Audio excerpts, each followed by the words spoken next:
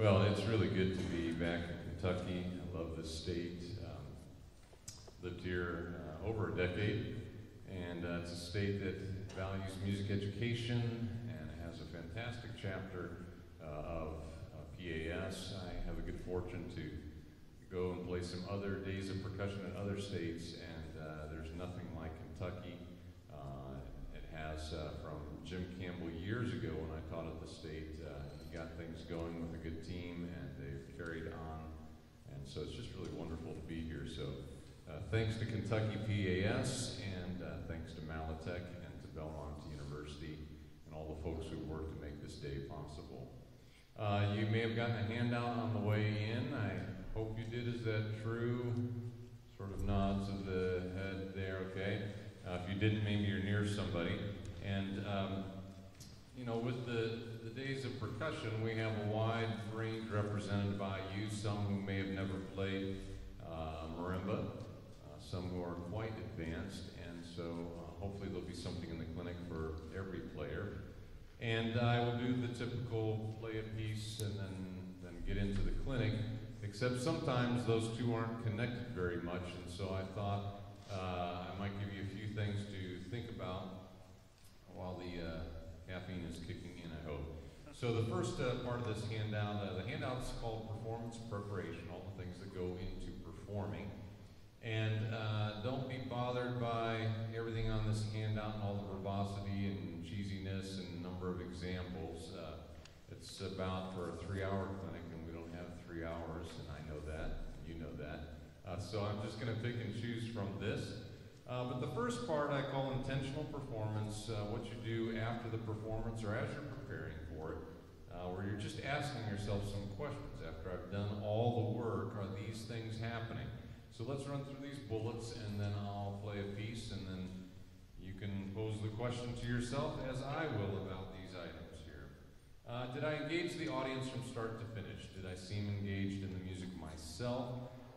Did I make a musical statement? Was there a certain mood that I was trying to create?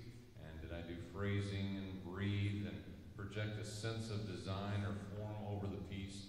And were there points of tension and release, some climactic points that can be achieved through intensity or sometimes through intimacy or profundity?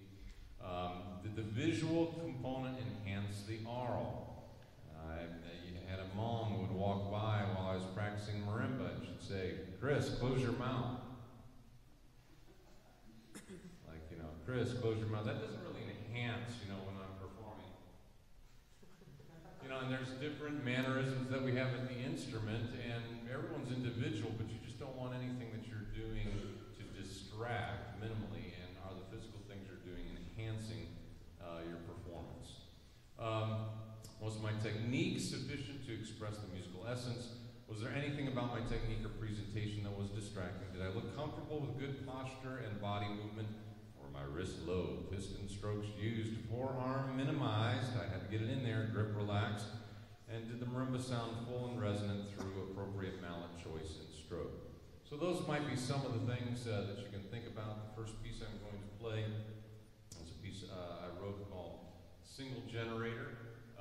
It's given that title because all of the themes and the melody and even the harmonies are pretty much generated from a single idea, an E natural minor scale, spanning a ninth, and often with a flat 5 in there. If that doesn't mean anything to you, then perhaps the other inspiration for the piece will. I was in the middle of a stream, Caney Fork River, on the tailwaters of a dam. Thought I knew the generator schedule for that day because I was about 4 miles downstream, and evidently it caught me off guard. So I'm in the middle of the river. They've turned on the generator. The river's rising. I can't get back to this side where my hiking boots are. Fortunately, I can get to that side with a slope like this. So I'm scrambling up under barbed wire fence through a cow pasture. Fortunately, there's a bridge to get over. I get to my hiking boots just as they're swirling in the water like that and snatch them out. And so the piece opens with that swirling motive. So at this hour of the morning, which I might remind you is earlier in Central Time, where I'm from, though I know some of you folks from Brent Bursa's band got up at 4 in the the morning. So to keep you awake, you can either be sipping your coffee or thinking about a 6'4" gangly guy running around in waders through a cow pasture while I play the speech.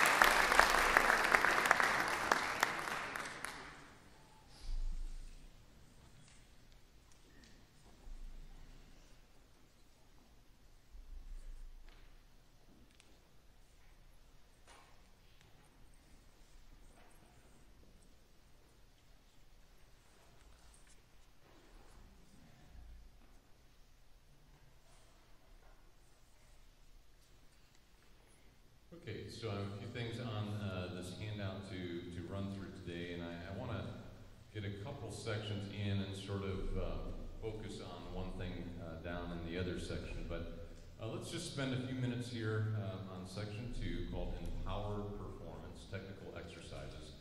The two main points I want to make here with your warm-ups is that technique should serve musicality. Okay, it's not an end unto itself, but you want to have enough chops so that when you go to the pieces you're going to play, you have what it takes to do the music, to play the music, and not to come up to that one thing of, oh, I wish I had the ability to do those two measures so well, just sort of meander through them somehow. Now, you want to have warm-ups that cover the gamut of what you have to do on the instrument. That would be the second point. So technique serves musicality, but your warm-up routine should cover the gamut of technical skills needed for present and future rep. And, oh God bless you. Thank you so much. Thank you so much. Oh. There's a little coffee bean on the top here. Wow. That last piece is going to be even faster. What's that sound on the microphone?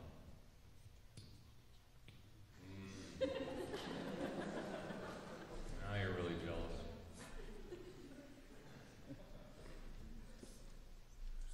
And it's going to tie into the handout, by the way, somehow. It's even in this section. We'll see that in a second. Thank you for that. So technique should serve musicality, warm gamut in here. And that gamut, like if I did my scales and arpeggios in every key, would that be enough to play the last piece I just played? No, I mean there's piston strokes and double lateral strokes and, you know, octaves and all sorts of things in that piece. And even if I'd been faithful every day in my warm-up for scales and arpeggios, I need to have exercises that cover everything I'm going to do on the instrument. The scales and arpeggios would be helpful. That's only one part of things. And so we're going to try to blaze through this section because I think you probably have some good warm-ups. If you want, you can tear this top page off just so that you can be glancing sort of at the outline bullets, but maybe we'll scoot over to a few exercises periodically.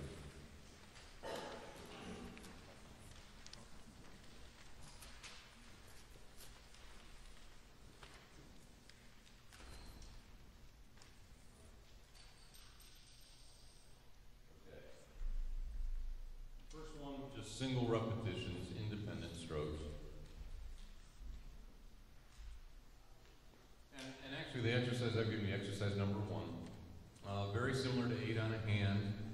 The way I like to do it though is starting with a 16th rest, just to build some direction in. So it's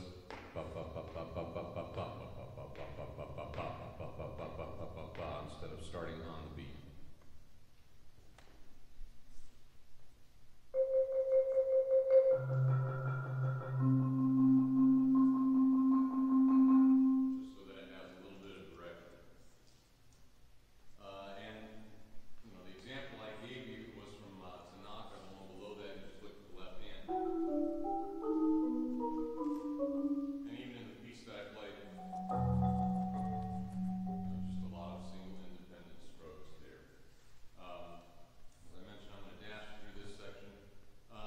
Is chordal repetition, which is what we call double vertical strokes or a piston stroke. And I like to engage the mind when I'm doing the warm-ups, particularly at this hour in the morning, to ensure that it is awake. And so I have an exercise here, exercise 3A, that's sort of a descending scale that I've harmonized, and it works on just the double verticals.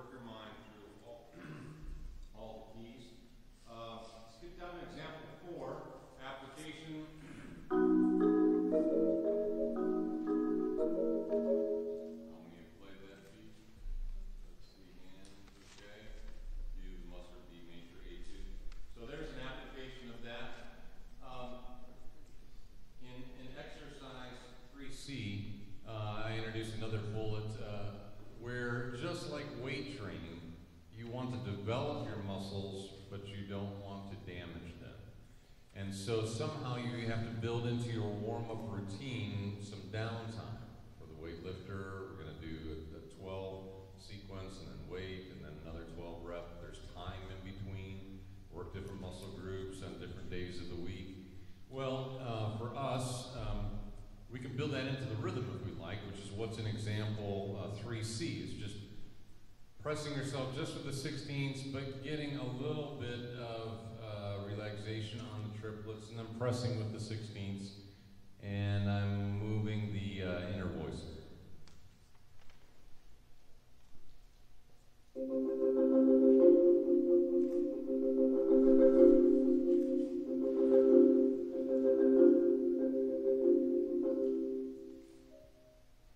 So I would do that for the maximum speed for my 16ths, and it's stretching a little bit, but then a little relaxation on the triplets built into the exercise. And so that's that bullet that says light strength training, tension release should be built into technical exercises for healthy development through tempo. Just okay, I'm going to do one of those at a moderate tempo, and then the next key I'm going to do ultra fast, the next one at a moderate tempo. You can just do it that way, or through rhythm as we just saw, or through cough. Just play the exercise, fried my chops. Take that sip of coffee, wipe off the nice espresso bean on there. I really appreciate it, dude. And then I play again, and I've got a little downtime in between my reps. Okay. And then repertory-derived exercises should be created. Where you're encountering a beast, there's something hard about it, and so you develop your own exercise that addresses that if some of your other warm-ups haven't. And I'm going to wait on that example in just a second. Let's back up to just a quick couple other bullets. We did the single rep, we did the chordal rep, inside mallet exercises, where you're just playing scales.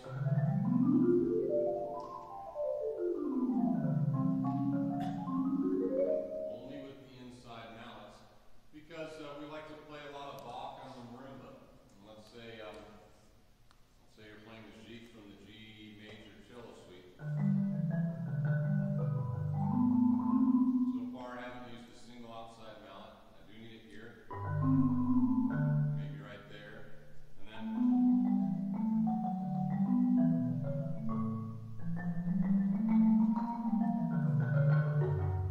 so only occasionally for the way I would stick that passage, mostly a linear event. So I need to have good technique with these insides, and so just doing scales and things like that with the inside mallets makes sense. The example number 6 in your handout was from a piece I wrote that starts out with these wicked scales up and down, and so you need to have that technique in your bag of chops. Then interval changes with double verticals, just spinning out the intervals. I got something fun for you here, I hope. Example 12A.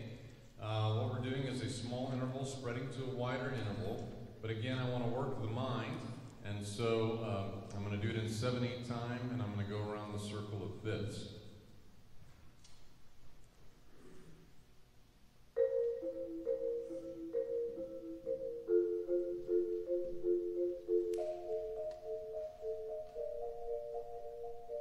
When you do that, one mallet is stationary. So in this example, if I start with the right hand, my outside right is stationary. And so I just need to make sure I do the same exercise starting with my left hand. So now my inside mallet is stationary when I go through the circle of this. And so you're just working that spinning and the quick changing of the intervals. I think the example I have for you is from the Stout Mexican Dances, where that interval is actually broken up initially to a double lateral and then hits the 9th. But for those of you who don't know this piece, first 2 notes in the left hand is a 5th, and then you have to spread it wider for the next. This distance, and then it has to go with this distance. And so there's something in the repertoire. Do I have an exercise so that I have that in my bag of chops? One-handed roll development. development. Actually, I was just thinking this morning, one of the first days of percussion that I went to when I started teaching in Western Kentucky in the mid-'80s, and I attended one of these events. I remember Mark Ford was a clinician, and he talked about developing the one-handed roll, sat on this very stage with his mallets to the right and left of him, and gave some sticking exercises, I think probably comparable to number 13 on your handout.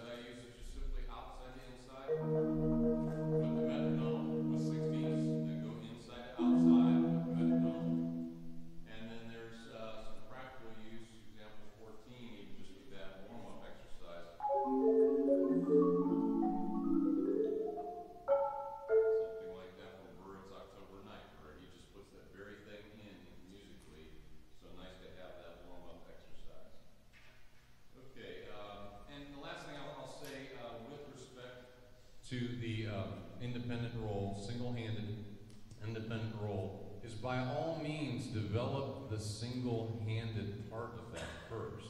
We got to get this going on at some level first before we worry about the independence.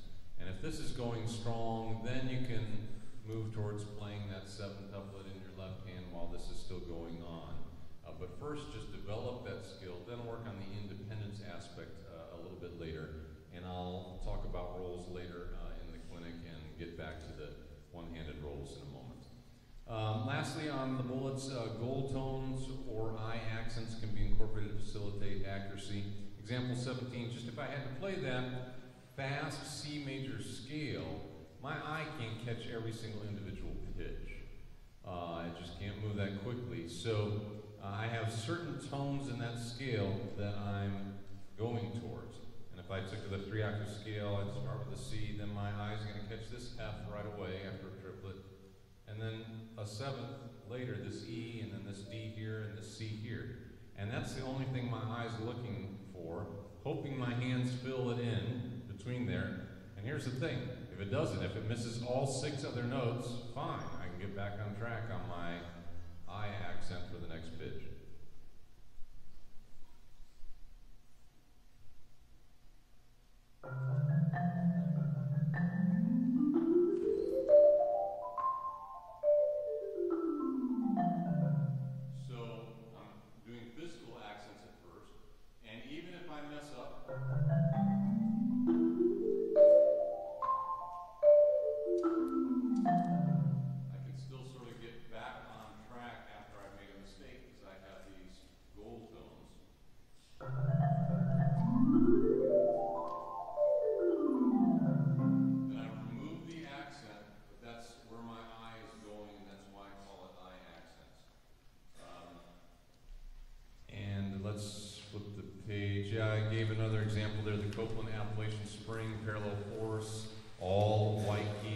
So I just showed with that excerpt where I place my eye accents, which are halfway between some of these lines, and it just gives my eye something to go for there.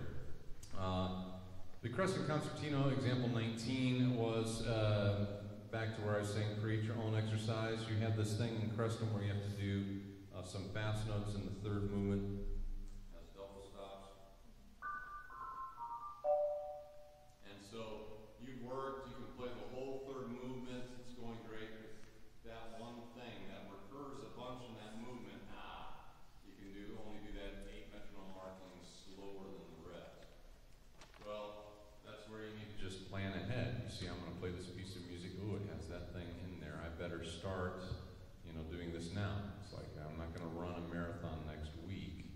If I've only been putting in 3 miles a day, I better work up a bit to that marathon. Same kind of thing.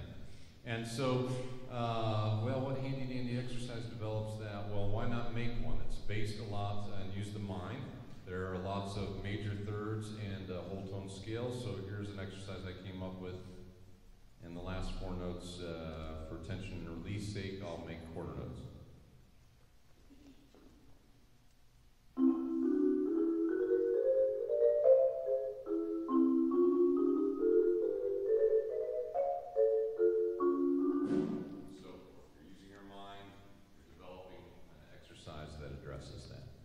Okay, any questions at this point about technique, warm-ups, anything I've said? Okay, I want to keep on track here. And so next let's go down to informed performance, comprehensive comprehension.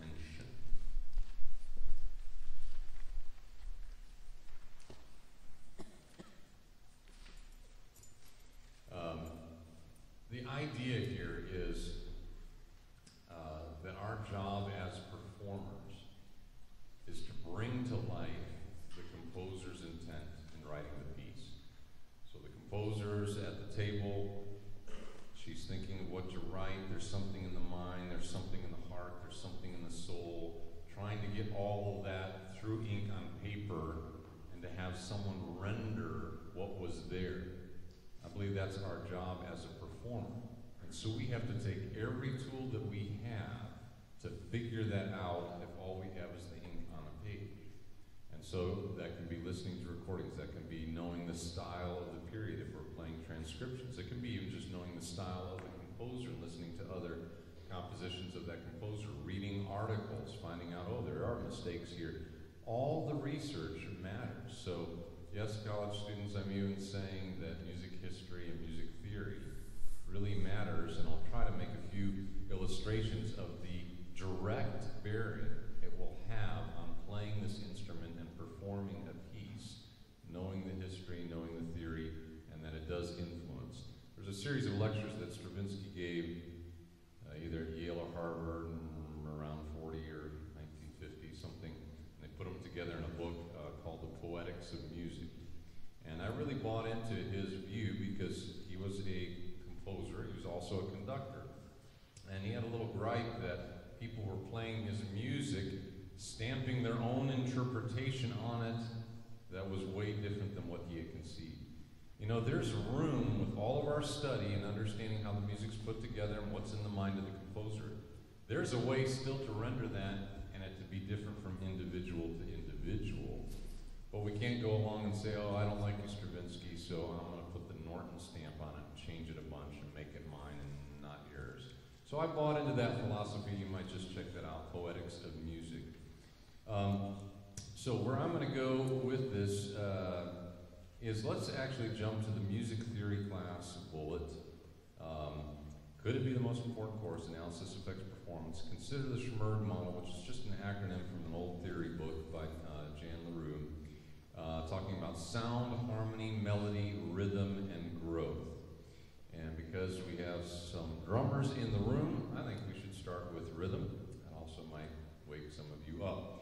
Metrical grouping through accentuation and articulation. Well, on the back of your first page, there's the Bach Sonata No. 1 in G minor, the presto there.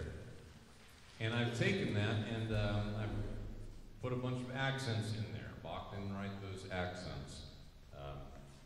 And so what I'd like you to do is we're going to play this together. So if you can see that page somewhere and play with two hands on your legs, you're going to do the accent pattern here. Now here are our choices. Bach also didn't write 3/8 time. He just wrote 6/16 notes in the measure. So we have some choices. We can do 3 + 3. Da da da da da da da da da da da. We can do 2 2 2. Da da da da da da da da da da da. We can just do 1 to a bar. Da da da da da da da da da da. And we can throw a couple bars together and do groups of 4. Da da da da da da da da, known as a hemiola. So we have all those options available to us, and they dramatically affect the music and what melodies emerge and how one listens to it. And so let me just contrast two of those examples. So if you're to play the opening 2 bars with groups of 3,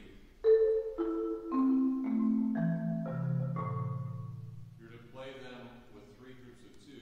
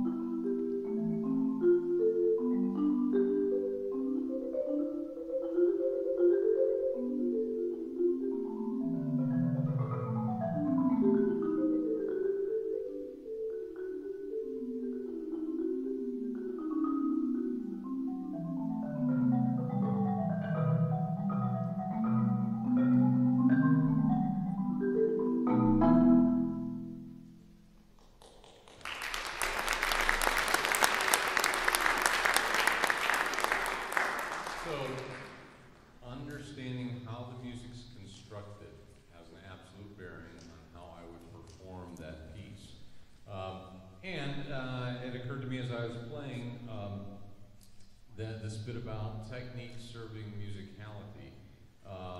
Let's see if we can find this example. Let's see. Look at measure 17. 17, 18, 19, 20, right in there.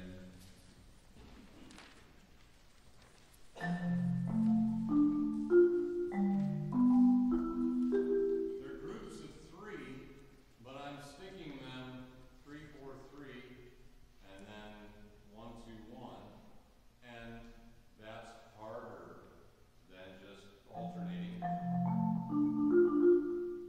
But my technique, I'm supposed to have enough chops to serve the music. I want to hear the first note of this group of 3. It seems to me it serves it better to do all 3 at the same hand and just have this rotation motion. I'm not worried about digging it all out, and it makes it a little nicer. I'll exaggerate like this.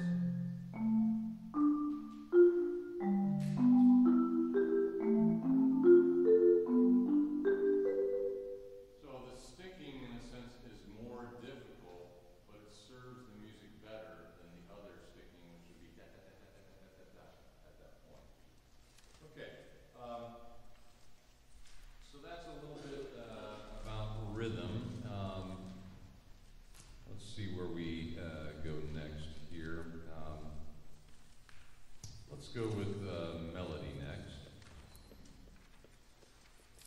So let's look at example 22A that Debussy is sort of handy to do a couple of things with.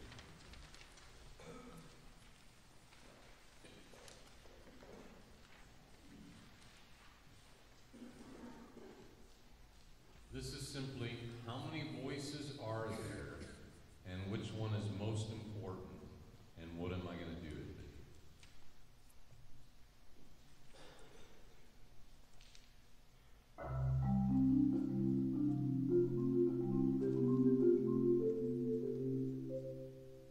So it turns out that there are actually 4 voices. It looks like one linear bend, but we have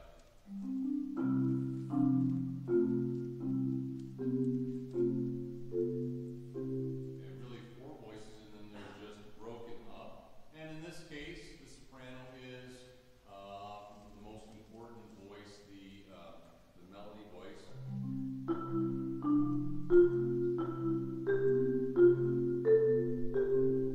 So from there I say, okay, I'm going to try to bring that out of the balance. Now I got to shake that too, because I got to play music.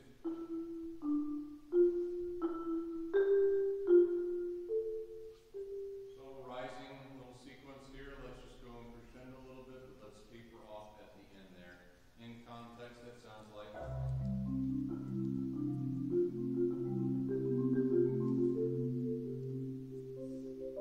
So forth. Well, there's another interesting voice in there, and that's the alto voice near the very end of that, where I put some boxes, which you can't really read from my photocopy here, but just at the tail end of that, we've been going along. We get here, la-ti-do in C major there. And if I were conducting the choir, lovely sopranos, they're doing great. Let's bring out this voice just near the end of the phrase there. I'll be not subtle about it.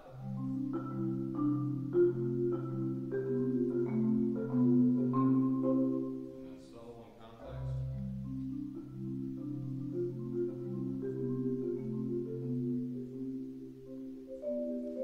And so forth. So knowing the number of voices and how to shape each of the voices is the point in this melody. The other thing that occurs to me while I'm playing is here's another pitch for staying awake in music history. Debussy we typify as being what kind of composer? Somebody whispered it, impressionistic, taken from the visual arts where it's blurred, right? So Monet blurred on the canvas, and so here's Debussy, and he's doing things, and he's painting this piece impressionistically, and so, gosh, my knowledge of that simple fact is going to keep me from doing this.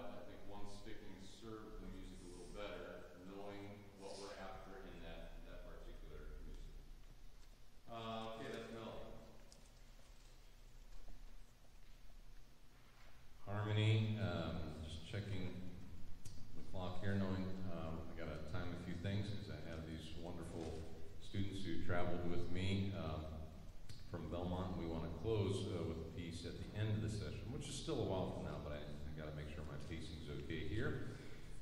So with harmony, it's useful for identifying cadences, knowing where these points are.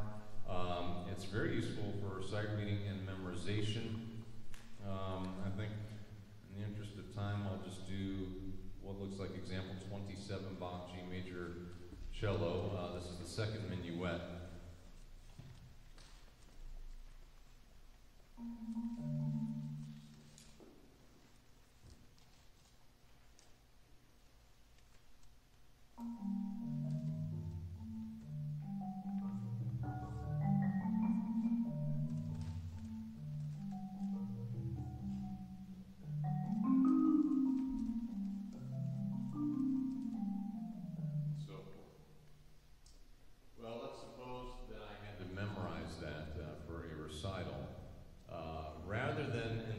Measure and in many measures memorizing 6 individual notes. The way our mind likes to work is in what they call chunking. For us, it's just grouping. Instead of 6 individual things that I've got to cram in there, if I can somehow group them into one idea and plug them in and retrieve them, it's going to be a little easier with the memory work. So in the opening measures, the skeleton of that's a G minor chord. I've got this neighbor here, I've got this sort of neighbor here. We really have this G minor chord. The next measure is a D minor chord. The next measure you can call either E flat or if you'd rather call C minor. They're both in there. And yeah, there's some other notes in the bar, but they're neighbor tones and related to this skeleton. I hang on to that G for suspension. I make it into a D chord. Step further, if you know G minor, then there's your dominant chord there. So now, and the whole phrase repeats. So I've got my first 8 measures in just a matter of minutes in terms of understanding the theory. And the second half also works nicely. D7 to G minor. C7, I shift that all down a step to F. So I've got here. There's my D, G, go down a step. C7 to F. B flat chord, E flat chord, 1 6 4 5 1 7 7 C minor, go down a step, diminished chord of D flat, another diminished chord of G minor. It's just straight out of your theory class, and those are the notes there, and we get to easily memorize the piece. If you get real facile at this, then you can start to even use it for sight reading, where you're looking the measure ahead and crunching all those notes and saying, oh yeah, that's like a D7 chord, and it can actually help the sight reading. Let's suppose it's late one night at the University of Kentucky. You've got to memorize this. And so you're just like, you know what, I'm going to cram these chords in and have a little fun. So you're first thinking G minor. All right, D minor.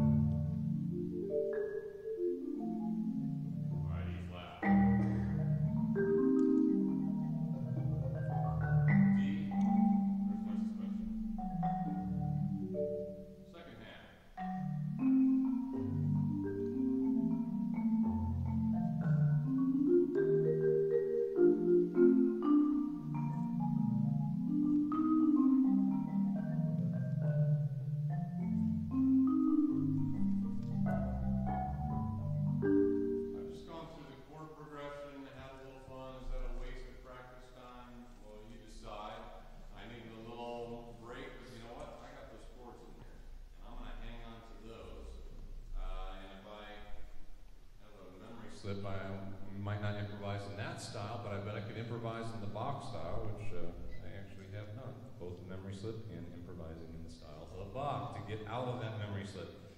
Okay, so that's a little bit with harmony. Now I want to camp just a tiny bit on form. And so for that, we're going to look at the Samut rotation. So your first page of your handout with the outline, back side of that, the example next to the Bach, the Samut rotation, you see the A prime, B, C, and A prime. Eric Samut, a wonderful, one of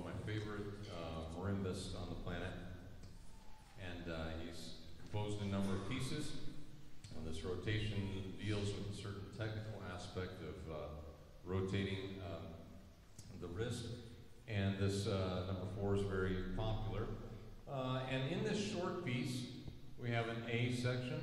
We have something very similar called A prime. We throw some octaves in there, but really similar to that. Something different for B, different for C, and then we return to the A prime section. So we have to do all the stuff we just talked about in terms of, all right, where's the melody? And how I'm going to shape that melody in a phrase and breathe and bring out certain notes. Got to do all that. And that's an accomplishment if you get all those phrases in. But then we have to put the phrases in and make a larger statement across the entire piece. In this case, across a 3-minute piece. Just imagine as a conductor across a Mahler symphony, where you want a design that is not just measure by measure or even phrase, or in that case even movement, but you're going to say something across the whole design. And so I want to try to do a little something with that, with form.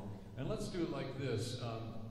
For each of these sections, when they occur, I'd like you just to think of an adjective that you would use if you had to describe the mood of that section.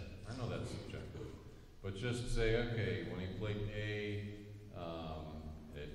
my adjective is happy or sad or intimate or whatever the thing is, royal, noble, something, an adjective for each section, A prime, B, C, and A prime.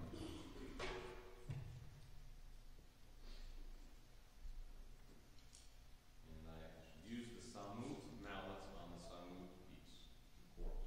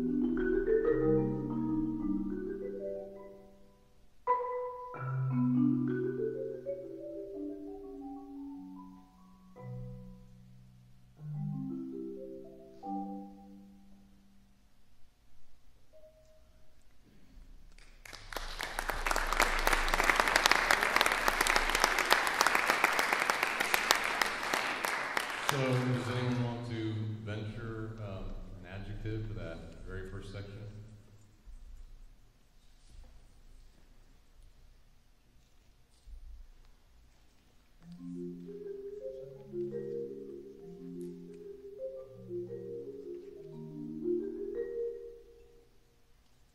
No wrong answer. Relaxed.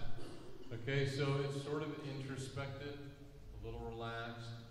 Just getting started there, nothing that's in your face, perhaps. What about the A prime section? Is it equally relaxed? Not quite as much. We've done the first page, we're adding this octave, so there might be a little more intensity to it, but we're still sort of in that same mood zone, whatever the adjective was that you picked, that you were afraid to say. And so now here's section B. Any ideas for that? Introspective. Was it faster, slower, same speed? Anyone notice? A little faster, and I chopped it up into little 2-bar chunks that I put together in an 8-bar phrase.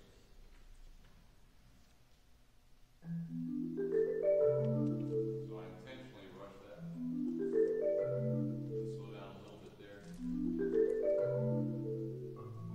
Next 2 bars, next 2 bars. Little echo, 2 bars. That's the climactic point by dynamic. We shouldn't rush through that, and we need to make sure in that little tiny amount of time we get all the way up to the forte. We have plenty of time before we have to finish it out here. And by the way, trying to connect these notes here to this here, and Samu wrote a little finito line over that in the middle of the figure. Little piece of ink there on the music. That's just a sidebar thing. So a little more motion to it, grouping it. We're talking about form here, and so what am I going to do different with this section? I'm going to speed up and slow down a little bit. I've got these 2-bar chunks. I'm going to go for like climactic point in section B. What about C? A different mood? Any adjectives out there?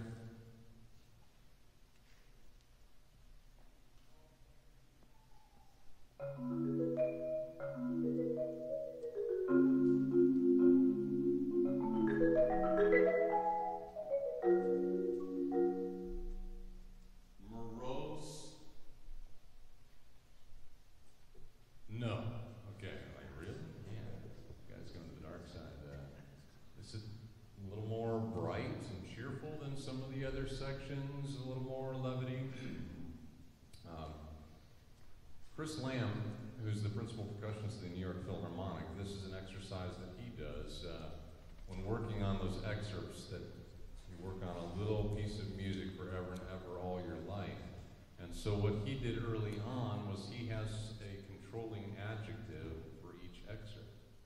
And maybe even changes that from time to time, but just something that adds that extra bit of character so that before he's done with his senior year, he wins the Buffalo Philharmonic, and then a couple years later wins the Met, and then a couple years later New York Phil, hey, if it works for him, maybe we should try it too. So this adjective that brings in the character beyond just playing the rest of the notes and all of the ink correctly. For me, it's just brighter, moves along even quicker. I intentionally rush and ride the valleys and peaks in that section. Last question for you, A prime. The last A prime, how many people think I played it exactly the same as the first A prime? Okay, how many sort of felt like it was a little different than the first time I played it? How many people are still awake and hoping their door prize is not far from them? And wishing, just looking every time he drinks the coffee. Oh, I wish that was me. Man, that's so rude of him to do that in front of us, and I'm dying for a cup of coffee. I think I saw hands on half of the audience for that. Yeah, I did play it differently. The first time you experience something, if this is the first time walking in your room and it affects you a certain way, you're looking at the color of the seats and all this kind of thing, you go out, you come back into the room, you've been to the room before, it's a different sort of experience. And so for me, you have the A, you got the A prime, you go through, now I'm coming back to A prime, I'm not going to play it exactly the same as I did previously. I've walked through other sections of life by that point. The other thing for this particular piece in the Samud, he has this large buildup at the end of section C, and he doesn't quite give you enough time to bring it down. So it's like, I need some of that energy to go in through the first part of A prime before I can let it sort of chill out to where it was back on page 2. That's part of the design of the piece, is if we had to draw a picture of what that piece looks like, that we want to make sure we communicate that to our audience. Okay, last thing in this section that I want to talk about is sound. And I'm just, because of time, going to just zero in on roll types. And I have some examples for that, but just on roll types. With rolls, quite simply, well, first of all, you know, it's one of our expressive devices. I mean, I envy the string players and the woodwind players that can do so many things with sustains and on their instruments, and that roll and things that we can do with this roll to help us express our music. With a roll, you got to decide which hand starts the roll. Are the hands together? How fast am I going to play the roll? And what kind of roll am I going to play? And so, if you had experience in all those menu items, then you just need to be intelligent about how to apply them to the music. Let me just give you a couple quick examples.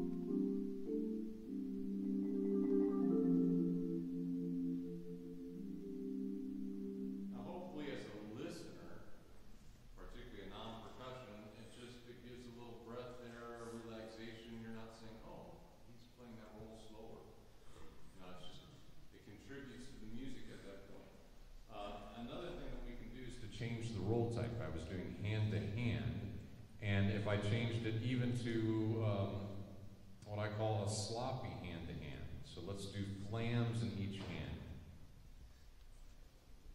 Instead of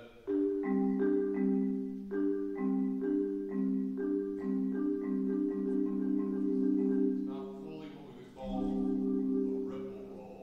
I call it just a sloppy hand to hand roll.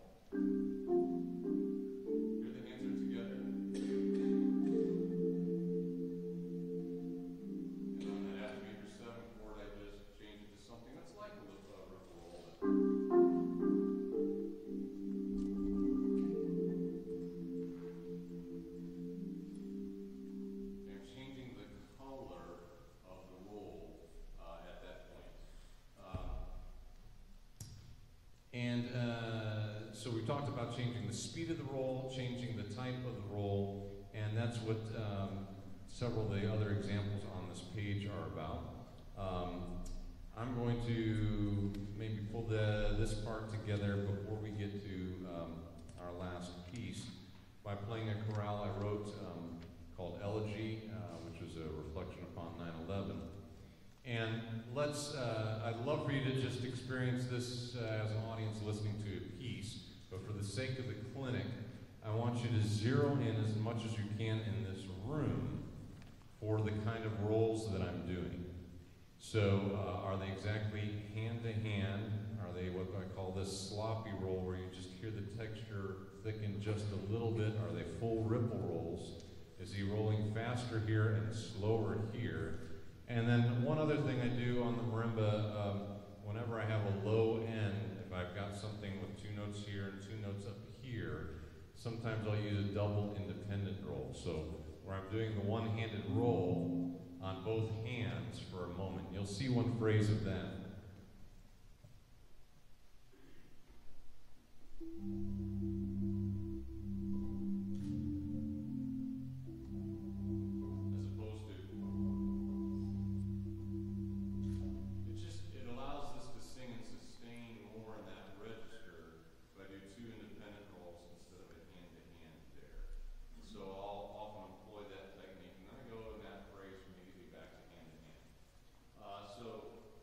Quickly for you, this is the elegy, and you're zeroing in on the types of rolls and the roll speed, and then we'll close it out here in just a moment with our selection with my students.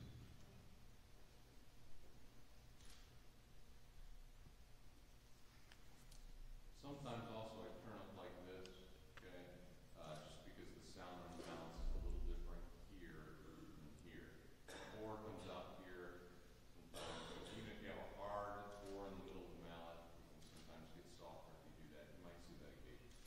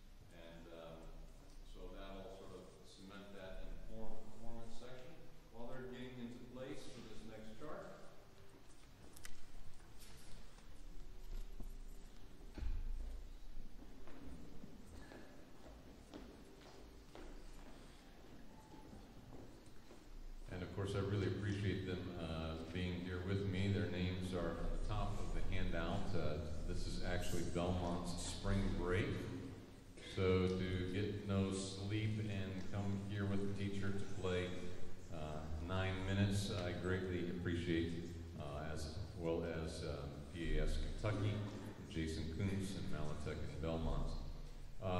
So we sort of covered the first three sections of this handout. The next section, uninhibited performance memorization, just talks about ways to memorize and retrieve the music and to try to avoid the muscle memory that burns us on stage so frequently that there are other ways to test that. That's what that section's about. Polished performance practice, just that we all need to practice a lot and do the right kind of practice and not practice mistakes. Relevant performance programming, sometimes for your sake and the flow of a program and your chops, that you might not want to be playing a triple F timpani solo and then go to playing the elegy on marimba right afterwards for chop's sake. And then pacing for them and for you just means like if you have something that's really going to stretch your audience, I would place it second on the program. Have an opener about 5 or 6 minutes. Then if you're going to do, and that stretch could be a Bach cello suite, but it's 16 minutes.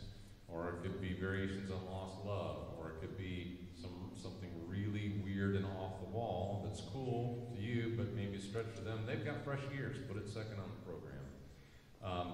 But be sure to put last on the program Tiger Dance by Jeff Smith. And when I was looking for pieces for Belmont to play for the new literature session at PASIC a number of years ago, I wrote my colleagues and asked them for suggestions. And Mike Burritt said, oh, I got this student, Jeff Smith, these guys you should check out. Well, Jeff sent that piece, opening remarks, very cool marimba quartet, but he sent along with it this particular piece, which is the one we actually ended up doing a 3-minute chunk at the PASIC. And we like playing it. It's called Tiger Dance. It has a couple improvised cadenzas in there. It has a lot of 7/16 against a 4/4 thing. And the climactic point, which just sounds cool, happens to have 7/16, 7/8, 7/4, 7/2 all going at the same time. And thanks so much for being here. Here's Tiger Dance.